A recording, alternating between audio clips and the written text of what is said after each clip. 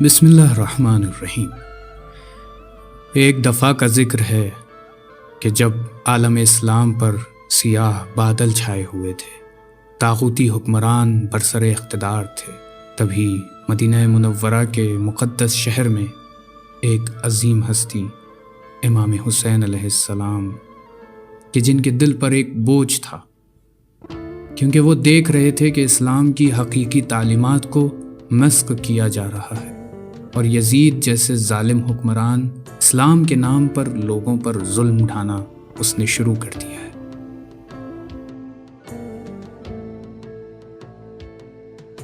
اٹھائیس رجب کی ایک صبح امام حسین علیہ السلام نے اپنے خاندان اور چند وفادار ساتھیوں کو جمع کیا اور کہا، ہمیں کوفہ جانا ہوگا کیونکہ وہاں کے لوگ ہمیں بلاتے ہیں اور ہمیں ظلم کے خلاف آواز اٹھانی ہوگی۔ یہ سفر صرف ایک سفر نہیں تھا بلکہ حق و باطل کے درمیان ایک جنگ کا آغاز تھا۔ راستے میں امام حسین علیہ السلام کو کئی مشکلات کا سامنا کرنا پڑا۔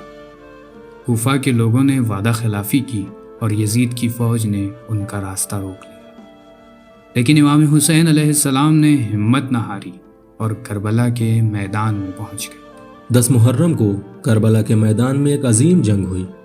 امام حسین علیہ السلام اور ان کے 72 وفادار ساتھیوں نے یزید کی فوج کے خلاف ڈٹ کر مقابلہ کیا، لیکن تعداد میں کم ہونے کے باوجود انہوں نے حق کے لیے لڑتے ہوئے جام شہادت نوش کیا۔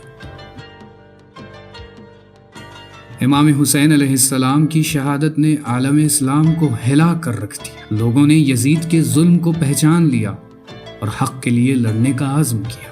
امام حسین علیہ السلام کی قربانی نے یہ درس دیا کہ ظلم کے سامنے کبھی خاموش نہیں رہنا چاہیے اور حق کے لیے لڑنا ہر حال میں ضروری ہے۔ اس داستان سے ہمیں یہ سبق ملتا ہے کہ دشمن کو پہچاننا اور اس کے خلاف کھڑے ہونا ہر مسلمان کا فرض ہے۔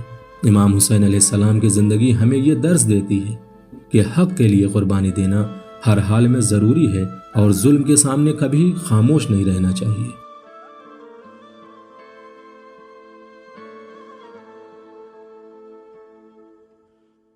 امام حسین علیہ السلام کا سفر اور ان کی شہادت ہمیں یہ یاد دلاتی ہے کہ حق کو کبھی بھی مٹایا نہیں جا سکتا اور ظلم کے خلاف آواز اٹھانا ہر انسان کا فرض ہے۔